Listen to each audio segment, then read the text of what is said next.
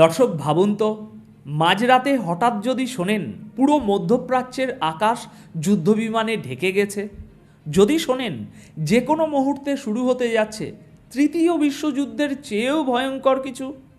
হ্যাঁ, ঠিক শুনছেন, এই মুহূর্তে জর্ডানের মরুভূমিতে আমেরিকা যা জমা করেছে এবং ভয়ে ইসরায়েল নিজের দেশ থেকে যেভাবে তাদের যাত্রীবাহী বিমানগুলো লুকিয়ে ফেলছে, তা দেখে একটা কথাই মনে হচ্ছে, সময় আর বুঝি বেশি বাকি নেই। দর্শক, আজ 22শে ফেব্রুয়ারি 2026 রবিবার সকাল 10টায় এই খবর পড়ছি। আজ আমি আপনাদের সামনে এমন কিছু স্যাটেলাইট ডেটা, ইন্টেলিজেন্স রিপোর্ট এবং গ্রাউন্ড রিয়ালিটির কথা তুলে ধরব, যা মেন স্ট্রিম মিডিয়া হয়তো আপনাকে একটু ঘুরিয়ে পেঁচিয়ে বলছে, কিন্তু এখানে একদম কাট টু কাট আমরা আলোচনা করব। আজকের ভিডিওতে মূলত 4টি বড় ব্রেকিং নিউজ আমি আপনাদেরকে জানাবো। 1, জর্ডানের এয়ারবেসে আমেরিকার স্মরণকালের সবচেয়ে বড় সামরিক সমাবেশ, স্যাটেলাইট ইমেজে ধরা পড়া সেই ভয়ঙ্কর দৃশ্য। 2, ইরানের মিসাইলের ভয়ে ইসরায়েলের বেন গুরিয়ন এয়ারপোর্ট থেকে রাতারাতি 85টি বিমান গায়েব করার পিছনের আসল কাহিনী। 3, হরমুজ প্রণালীতে ইরানের নূতন গেম চেঞ্জার সৈয়দ 3G মিসাইলের লাইভ ফায়ার, যা দেখে পশ্চিমাদের রাতের ঘুম হারাম। এবং 4, ইউরোপীয় ইউনিয়নের বিরুদ্ধে ইরানের পাল্টা চরম আঘাত এবং আন্তর্জাতিক আইনের নামে পশ্চিমাদের সেই পুরনো ভণ্ডামি। চলুন আর 1 সেকেন্ডও সময় নষ্ট না করে মূল আলোচনায় ঢোকা যাক। দর্শক, আজকের প্রথম বড় ব্রেকিং এবং সবচেয়ে অ্যালার্মিং খবরটা আসছে জর্ডান থেকে। দেখুন, আমরা সবাই জানি আমেরিকা আর ইরানের মধ্যে একটা স্নায়ুযুদ্ধ সবসময়ই চলে, কিন্তু গত কয়েকদিনে প্ল্যানেট ল্যাবস এবং এয়ারবাসের মতো কমার্শিয়াল স্যাটেলাইট কোম্পানিগুলোর ফাঁস হওয়া ছবি যে চিত্রটা সামনে এনেছে, তা আক্ষরিক অর্থেই শিউরে ওঠার মতো। জর্ডানের মুফাফাক সালতি এয়ারবেস নামটা মনে রাখবেন। এই এয়ারবেসে আমেরিকা এমন এক ফ্লিট বা যুদ্ধ বিমানের বহর সাজিয়েছে, যাকে মিলিটারির ভাষায় বলা হয় ধ্বংসযজ্ঞের প্রস্তুতি। স্যাটেলাইট ছবিগুলো পরিষ্কার প্রমাণ দিচ্ছে, খোলা আকাশের নিচে লাইন ধরে দাঁড়িয়ে আছে 60টিরও বেশি অত্যাধুনিক মার্কিন ফাইটার জেট। সাধারণ সময়ে এই ঘাঁটিটিতে যত বিমান থাকে, এটা তার চেয়ে 3 গুণ বেশি। কিন্তু প্রশ্ন হলো, কি কি বিমান আছে সেখানে? দর্শক, একটু মন দিয়ে শুনবেন এই জায়গাটা। এই বহরে প্রায় 30টি F-35 স্টেলথ ফাইটার রয়েছে। আপনারা যারা সামরিক বিষয় নিয়ে খোঁজখবর রাখেন, তারা জানেন F-35 হলো এমন একটা দানব যা শত্রুর র্যাডারকে পুরোপুরি ফাঁকি দিয়ে ভিতরে ঢুকে হামলা চালাতে পারে। এর সাথে যোগ হয়েছে F-15 এবং A-10 থান্ডারবোল্টের মতো আরও অন্তত 36টি ভয়ঙ্কর ফাইটার প্লেন। কিন্তু শুধু বিমান নয়, আসল খেলাটা তো হচ্ছে লজিস্টিক্সে। ইন্টেলিজেন্স রিপোর্ট বলছে গত 15ই ফেব্রুয়ারির পর থেকে মাত্র 1 সপ্তাহের মধ্যে অন্তত 68টি কার্গো ফ্লাইট এই বেসে ল্যান্ড করেছে। 68টি কার্গো ফ্লাইট মানে বোঝেন? এর মানে হলো হাজার হাজার ton bunker buster bomb, precision guided munition, patriot missile battery এবং এলিট ফোর্সের জওয়ানদের সেখানে নামানো হয়েছে। তাই হিসাবটা খুব সোজা। এত বিশাল আয়োজন কোনো রুটিন এক্সারসাইজের জন্য কখনোই করা হয় না। আমেরিকা জর্ডানের এই মাটিটিকে ব্যবহার করে ইরানের উপর একটি প্রিএম্পটিভ স্ট্রাইক বা আগাম হামলার লঞ্চিং প্যাড হিসাবে ব্যবহার করতে চাইছে বা তৈরি করছে, যেটাই বলুন না কেন। যে কোনো মুহূর্তে যুদ্ধের দামামা বেজে উঠতে পারে। আর এটাই হলো আসল জিওপলিটিক্যাল দাবা খেলা। আপনি ভাবছেন শান্তি আলোচনা চলছে, আর পর্দার পিছনে বোমারু বিমান সাজানো হচ্ছে, সেটা আজ দেখলেন তো। এবার দ্বিতীয় খবর, আর এই খবরটা প্রমাণ করে দেয় যে গ্রাউন্ড রিয়ালিটিতে কে কতটা চাপে আছে। দেখুন, একদিকে আমেরিকা জর্ডানে পেশি শক্তি দেখাচ্ছে, অন্যদিকে ইসরায়েলের ভিতরে চলছে রীতিমতো প্যানিক বা চরম আতঙ্ক। নেতানিয়াহু সরকার ইরানের সম্ভাব্য মিসাইল হামলার ভয়ে এতটাই তটস্থ যে তারা যুদ্ধের আগেই নিজেদের আকাশপথ ফাঁকা করতে শুরু করেছে। ইসরায়েলের এভিয়েশন ইন্ডাস্ট্রি এখন হাই অ্যালার্টে। রিপোর্ট বলছে ইসরায়েলি এয়ারলাইন্সগুলো তাদের ডজন ডজন যাত্রীবাহী বিমান দেশ থেকে সরিয়ে ফেলছে।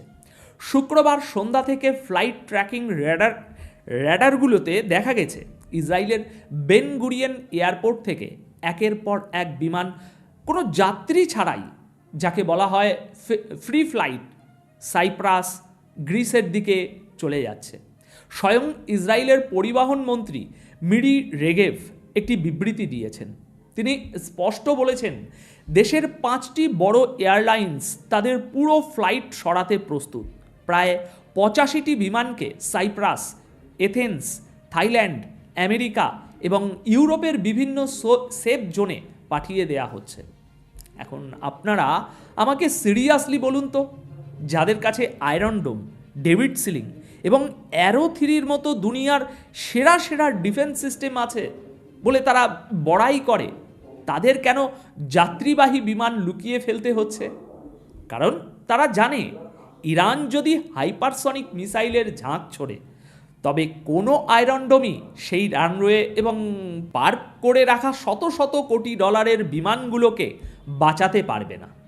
আপনাদের নিশ্চয়ই মনে আছে 2025 সালের জুনের কথা, ঠিক যখন ইরানের সাথে 12 দিনের সেই ভয়াবহ সংঘাত শুরু হয়েছিল।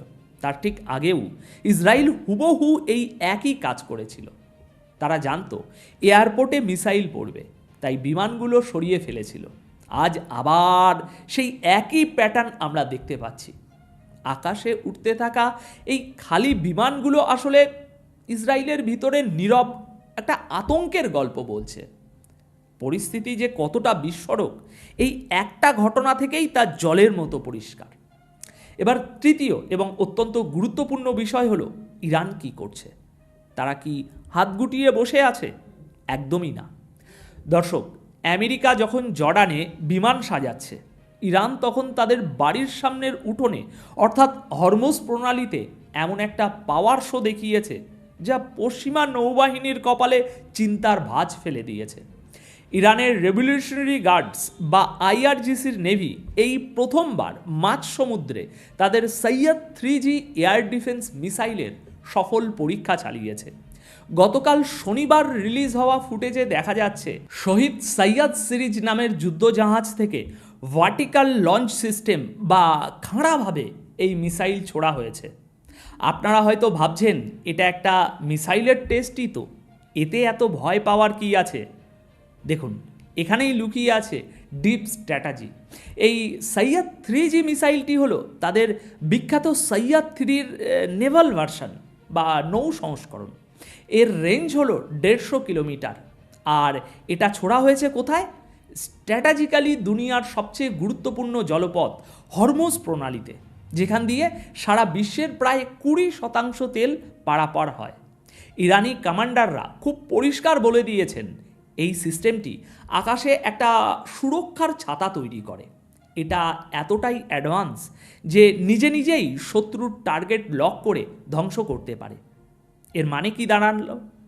এর মানে দাঁড়ালো কিছুটা এরকম, আমেরিকা যদি জর্ডান বা অন্য কোনো ঘাঁটি থেকে ফাইটার জেট পাঠায়, তবে ইরানের নেভি এখন মাঝ সমুদ্র থেকেই সেই বিমান বা ক্রুজ মিসাইলগুলোকে ইন্টারসেপ্ট করতে পারবে। সমুদ্রের বুকেও ইরান এখন আর আগের মতো অরক্ষিত নয়। এবার আসি আমাদের আজকের শেষ এবং সবচেয়ে উত্তেজনাকর বিশ্লেষণে।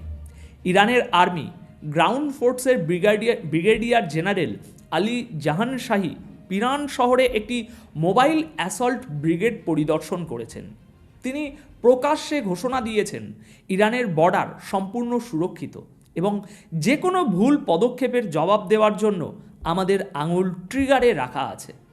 আয়াতুল্লাহ আলী খামিনির নির্দেশনার কথা উল্লেখ করে তিনি বুঝিয়েছেন, ডিফেন্সিভ থাকা নয়, বরং শত্রুর হুমকি শুরু হওয়ার আগেই তা গুড়িয়ে দেওয়ার সক্ষমতা তারা রাখেন। কিন্তু দর্শক, আসল বিস্ফোরণটা ঘটেছে রাজনীতি আর কূটনীতির ময়দানে। ইউরোপ আর ইরানের মধ্যেকার সম্পর্ক এখন ইতিহাসের সবচেয়ে তলানিতে এসে ঠেকেছে। ইউরোপীয় ইউনিয়ন সম্প্রতি ইরানের সবচেয়ে শক্তিশালী সামরিক শাখা আইআরজিসিকে সন্ত্রাসী সংগঠন বা টেররিস্ট অর্গানাইজেশন হিসাবে ঘোষণা করেছিল। আর এর জবাবে ইরান যা করেছে তা জিওপলিটিক্সকে রীতিমতো কাঁপিয়ে দিয়েছে। ইরান পাল্টা নির্দেশ জারি করে ইউরোপীয় ইউনিয়নের সমস্ত দেশের নৌবাহিনী এবং বিমান বাহিনীকে সন্ত্রাসী সংগঠন হিসাবে ডিক্লিয়ার করে দিয়েছে। গতকাল 21শে ফেব্রুয়ারি ইরানের পররাষ্ট্র মন্ত্রণালয় সাফ জানিয়ে দিয়েছে, আমরা প্রথমে আঘাত করিনি, তোমরা করেছো, আমরা শুধু রিয়্যাক্ট করেছি। দর্শক, এই পয়েন্টটা একটু গভীরভাবে বুঝবেন। ইউরোপ বা আমেরিকা যখন কোনো দেশের সরকারি বাহিনীকে সন্ত্রাসী তকমা দেয়, তখন তাদের মূল উদ্দেশ্য থাকে ওই দেশের উপর অবৈধ কোনো আক্রমণকে জাস্টিফাই করা।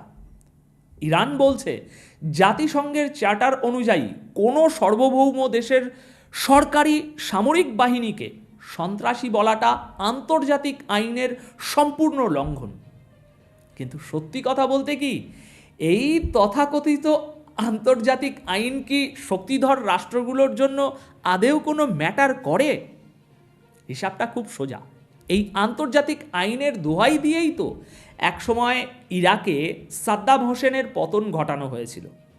মিথ্যে ওয়েপেন্স অফ মাস ডিস্ট্রাকশনের অজুহাত দিয়ে লাখ লাখ সাধারণ মানুষকে মারা হয়েছিল।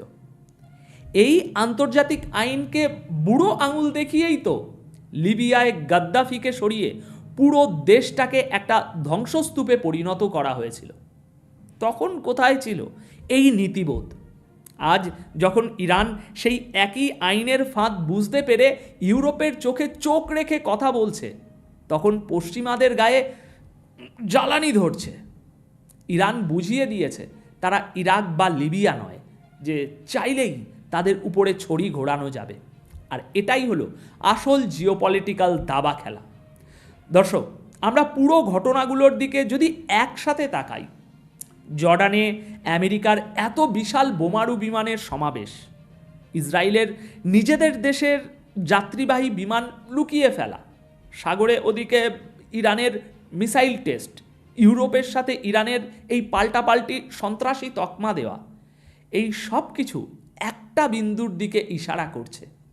আমরা হয়তো এমন একটা প্রলয়কারী যুদ্ধের দোরগোড়ায় দাঁড়িয়ে আছি, যা শুধু মধ্যপ্রাচ্য নয়, পুরো বিশ্বের মানচিত্র আর অর্থনীতিকে ওলট পালট করে দেবে। আজকের এই কাট টু কাট আলোচনার পর আমি আপনাদের কাছে একটা সরাসরি প্রশ্ন রাখতে চাই। একটু ভেবে বলুন তো, আমেরিকা যে এই জর্ডানে এত যুদ্ধবিমান সাজাচ্ছে, এটা কি সত্যি শুধু ইসরায়েলকে বাঁচানোর জন্য ডিফেন্সিভ মুভ, নাকি এটা ইরানের উপর সরাসরি এবং চূড়ান্ত আঘাত আনার একটা মাস্টার প্ল্যান? আর ইসরায়েল যেভাবে বিমান লুকাচ্ছে, তাতে কি মনে হয় তারা নিজেরাই ইরানের মিসাইলের ক্ষমতা নিয়ে প্রচণ্ড আতঙ্কে ভুগছে? আপনাদের লজিক এবং অ্যানালিসিস কি বলে? আমাকে এখনই কমেন্ট সেকশানে আপনাদের মতামত জানান। আমি আপনাদের ইনসাইটগুলো জানতে চাই। ভিডিওটি যদি তথ্যবহুল এবং লজিক্যাল মনে হয়, তবে অবশ্যই একটি লাইক করে ইউটিউব অ্যালগোরিদমকে জানিয়ে দিন যে আপনারা এই ধরনের টু দ্য পয়েন্ট এবং ডিপ জিওপলিটিক্যাল অ্যানালিসিস দেখতে ভালোবাসেন। আর চ্যানেলটি সাবস্ক্রাইব করে বেল আইকনটি অন রাখতে ভুলবেন না, কারণ আসল খবরটা আমি এভাবেই আপনাদের সামনে তুলে আনব। আজকের মতো এখানেই বিদায় নিচ্ছি। চোখ কান খোলা রাখুন, কারণ বিশ্ব রাজনীতিতে যে কোনো মুহূর্তে দৃশ্যপট বদলে যেতে পারে। ভালো থাকবেন, সুস্থ থাকবেন। ধন্যবাদ আপনাদের সকলকে।